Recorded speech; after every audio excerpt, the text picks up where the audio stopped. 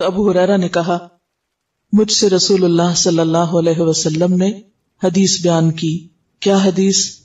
کہ بے شک اللہ تبارک و تعالی جب قیامت کا دن ہوگا نازل ہوگا بندوں کی طرف، یعنی بندوں کی طرف جلوہ فرما ہوں گے، تشریف لائیں گے کہ ان کے درمیان فیصلہ کریں. یعنی آپ سوچئے کہ پوری دنیا کے لوگ جمع ہیں ایک جگہ، انتظار میں ہیں کہ فیصلہ ہو، حساب کتاب ختم ہو یا شروع ہو.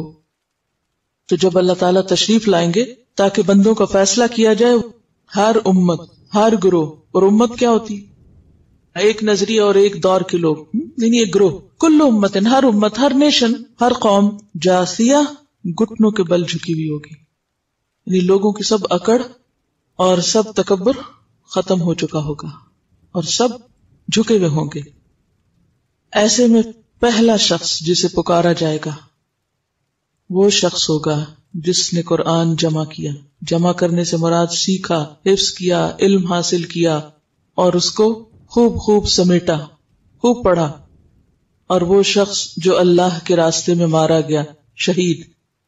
اور وہ شخص جس کے پاس بہت مال تھا. تو اللہ سبحانہ وتعالی قرآن پڑھنے والے سے کہیں گے کیا میں نے تجھے سکھایا نہ تھا؟ جو میں نے اپنے رسول پہ اتارا. وہ اقرار کرے گا، اعتراف کرے گا، ہاں اے رب. تو نے عمل کیا کیا جس کو تو نے جانا؟ جتنا تجھے معلوم ہوا اس پر تیرا عمل کیا تھا؟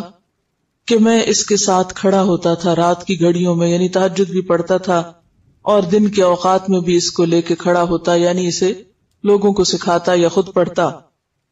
اللہ تعالیٰ فرمائے گا تو نے جھوٹ کہا، اور فرشتے بھی اس کو کہیں گے تو نے جھوٹ کہا.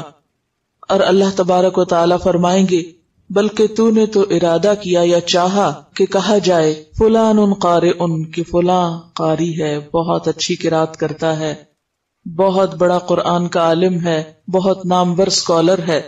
اور یہ تو کہہ دیا گیا، تمہیں دنیا میں یہ سارے ریوارڈز اور ایوارڈز مل گئے. پھر صاحب مال کو لایا جائے گا.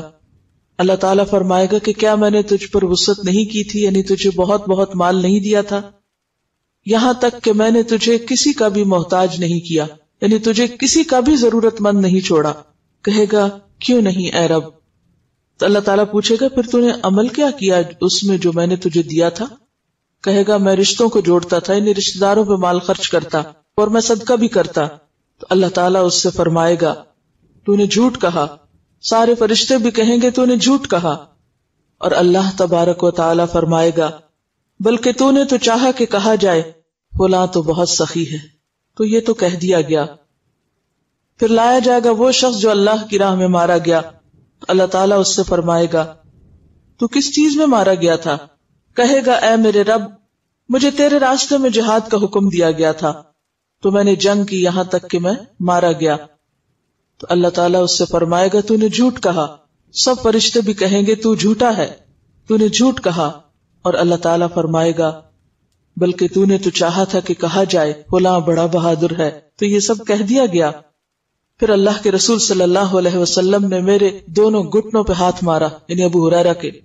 پھر فرمایا اے ابو ہریرہ، یہ 3 لوگ ہوں گے اللہ کی مخلوق میں سے پہلے جن کے ذریعے جہنم کی آگ قیامت کے دن بھڑکائی جائے گی.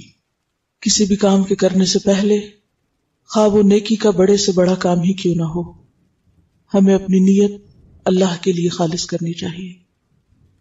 علم تو بہت عام ہو گیا ہے، جاننے والے بھی بہت ہو گئے ہیں، مگر عمل کرنے والے کم ہیں. علم دنیا کی زینت نہ بن جائے، علم صرف دکھاوے کا ذریعہ نہ ہو. لہذا کوئی بھی نئی چیز سیکھنے سے پہلے پھر سے اپنے آپ کو یاد دہانی کی ضرورت ہے. اور وہ یاد دہانی کہ میرا یہ سب کچھ، میری یہ کوشش، میری یہ محنت صرف اور صرف میرے اللہ کے لیے خالص ہوگی، اور اس کے عوض دنیا کی کوئی بھی چیز نہ چاہوں گا، نہ کسی سے تعریف، نہ کوئی مالی فائدہ، اور نہ ہی کوئی اور غرض. تو ہمیں اپنے آج کے اس کام کو اور اس کوشش کو، اس نیت اور اس خلوص کے ساتھ اس وقت کو استعمال کرنا ہے کہ ہم اس کا اجر اللہ رب العزت ہی سے چاہیں، اور جو کچھ ہم سیکھیں اس پر عمل کرنے کی کوشش کریں. تو ہماری آج کی دعا یہی ہے کہ یا اللہ تو ہمیں اپنا بنا لے اور باعمل بنا دے. آمین.